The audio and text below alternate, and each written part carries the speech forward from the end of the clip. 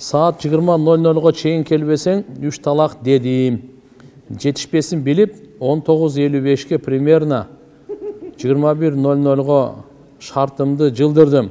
Аялым 20:18-де келди. Талак түшпөйбү дейт. Тугандар, талак маселеси оюнчук эмес. Талататын 3 нерсе бар. Жиддухунна жиддун, хазлихунна хазлун. Чыны дагы чын, тамашасы дагы чын. Азат кылган. Талактыкы, нике бул үчөө ушундай да. Талак тилден чыктыбы? Атылган октой, кайра келбейт. Талак бердим, мен кайттым. Жок, андай жок таксыр. Андай жок. Эненин эмчегинен сүт чыгып кайра киреби? Болду. Аялыңа талак бердим деди, адашып калдым, токто, бүттү. А бирок мына жердеги мына маселесин айткан, 3 талак дедим дейт. Не дедиңиз? 3 талак берем дедиңби, же бербейм дедиң? Мен каяктан билейин? Түшүнөдүңбү? Талак келечек менен түшпөйт. Ушундай болсо 3 талак беремин сага. Ошондой болсо дагы түшпөйт талак. Түшүнүктүбү? 3 талак беремин деп. Качан берет? Кыяматта береби? Ал түшпөйт уже. Келечек менен түшпөйт. Келечек менен нике да кыйылынбайт. Мен үйлөнөмүн, сени аламын, нике кыям, түшпөйт. Ошончо никеде кабыл алдыңбы? Кабыл алдым. Ошого байланат да. Кабыл аламын, качан? Бир күнү, 1 жылдан кийинби? Өлгөндөн кийин аласың, кандай? Андай жок да. Демек, бир шариятта туугандар өткөн чак. Талактыкы дагы мына ушундай. Учур чак менен да иштейт. Бул келер чакка иштебейт. Буна кичине этиятташ керек. Акыркы учурда ушу көбөйүп кетти. Этиятташ керек. Я согласна десе болбойт экен да. Я согласилась деш керек экен да. Бирок мына эмесиге да мына кабыл алдым бар го, тиги эгерде макулсунбу десе, макулдугумду бердим деп айтпаса да, макулмун десе да өтө берет. Учур чакка. Я согласна өтө берет. Экинчиси бирок сөзсүз айтыш керек, я принял. Мен кабыл алдым. Деп чаап. Кеттик. Жолдошум мени менен жашайт. 3 балабыз бар. Бирок башка аял менен жүрөт. Анын да үй бүлөсү бар. Анын өзүнүн күйөөсүнөн 2 баласы бар. 3 жыл мурун менин жолдошумдан 8 кыздары төрөгөн. Бирок күйөөсү билбейт. Күйөөм ал аялга кыздарына деп акча берип турат. Белек-бекчек берип туруп каржылайт. Вообще токтолбой атышат. Жолдошумдун зына кылып жүргөн себебинен балдарыбызга залакасы тиеби? Жолдошум тооба кылган болсо ахирети жакшы эле болобу? Я Аллах. Туугандар, мусулман бир туугандар, мекендештер, жакшы угуп алайлы. Акыркы күндөрү угуп атабыз, маалыматтар келип атат. Бишкекте зына көбөйдү дейт. Жакшылык менен бүтпөйт эч качан. Пайгамбарыбыз айткан, пайгамбарыбыздын сөзүнө таянып туруп айтам, ант менен айтам мечитте туруп, жакшылык менен бүтпөйт ушуларчы. Ушунча гостиницалар көбөйдү дейт. Ушундай көбөйдү, аялы үйүндө күйөөсү иштеп түштө деле, ойлойт ал түндөсү деп. Күндүзү деле зына болуп атат дейт. Же болбосо күйөөсү дагы башка жумушта, аялы башка жерде иштейт, ошол жерде чогуу иштеген бирөөсү менен дагы ушуна сүйлөшүп алган, тиякпа кетти, күндүзү эле зына. Туугандар, имандан ажырайсыңар, Кудай сактасын, баарыбызды сактасын, үй бүлөбүз, бала чакабыз, туугандарыбыз сактасын. Зынадан коркойлу. Иман ажырап турат деп пайгамбарыбыз айткан. Бунун кесепети өтө жаман. Кан менен бүтөт. Кан төгүү көбөйөт деген пайгамбарыбыз айткан. Урпак бузулат. Кээ бирлеринин бала чакасы бар, кээ бирлеринин уже неберелери бар, ушундай зынага барат. Кудайдан коркойлу, болбоду өлүмдөн коркойлу. Кандай жашасаң да, кандай чырайлуу болсоң да, канча бай болсоң, канча бий болсоң да, баары өлөсүң да турабы. Кайка барасың? Ким дегендер өлдү го.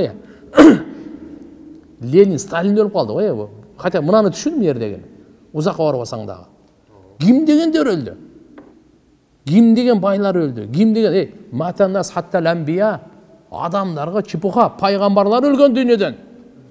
Ушу өлүмдү эстеп көр, караңгы көрдү эстеп зынадан кайткыла.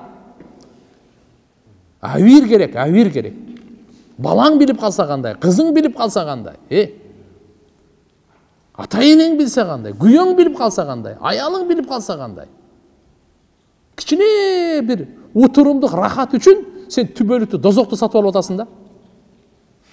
кичине утурумду рахат үчүн шайтанга алданып, канча аберсиздикке барып атасың. Бир бала айтып келди мага. Ушундай көзүмдөн жаш алып айтып келди. Толук маалыматтары менен. Тоба кылдым дедим, я Алла, тоба кылдым. Кудай сактасын туугандар.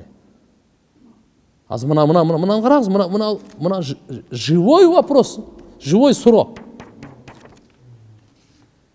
Башка анын күйөөсү бар. Бу менен дагы аял айтып атат буну. Дагы аялдын боорукерлигин карасаң, не дейт?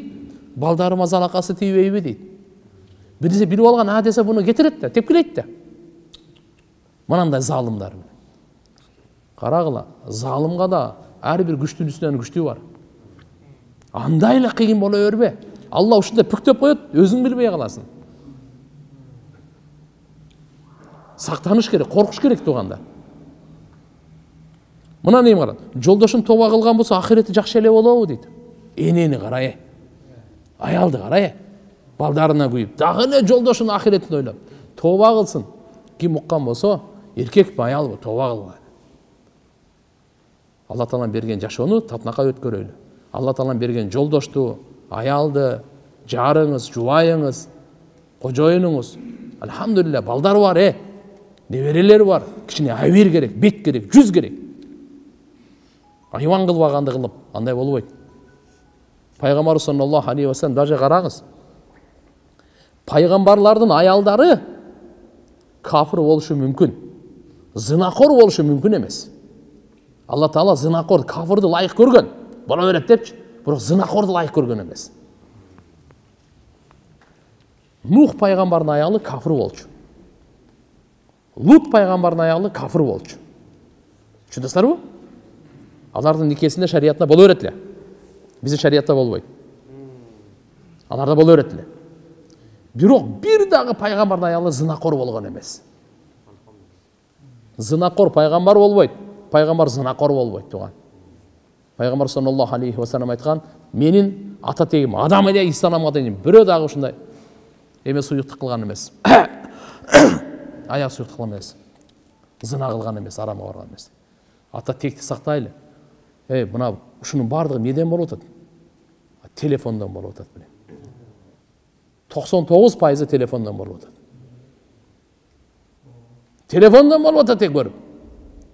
Зына оңой болуп калды, арам оңой болуп калды. Ушу телефондон көрүп карап туруп эле. Бузулуп атат. Пайдалуу нерсени алайлы. Пайдасыз нерсеге кирип, өзүңүздүн ахиретиңизди бузбаңыз. Кабырыңызды жыланга толтурбаңыз. Имансыз жашоону таштаңыз таксыранда. Эжелерге дагы, карындаштарга дагы, кыздарга дагы, агаларга, инилерге, досторго баарын айтабыз, кайрылабыз. Алла үчүн коркуң Кудайдан. Акыбети жакшылык менен бүтпөйт, эч качан бүтпөйт. Тоба кылыңыз, ким ушундай болуп калса, чын жүрөктөн тоба кылып Алладан кечирим сурасын. Алла күнөөлү кечирүүчү, күнөөлү айыпты жашыруучу.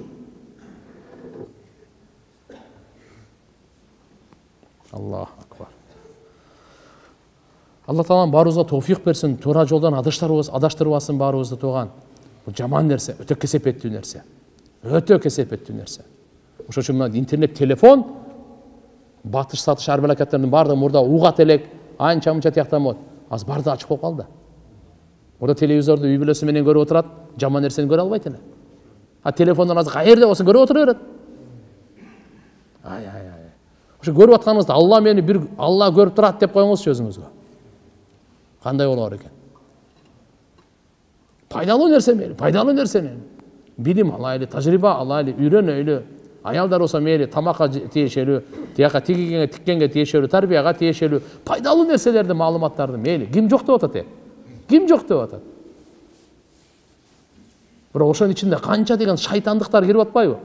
Арамдын баардыгы шайтандыктар кирип атпайбы? Дозокко бара тургандардын баардык приемдору иштетилип атат. Ошону урган бойдон тандаган бойдон кетип атат.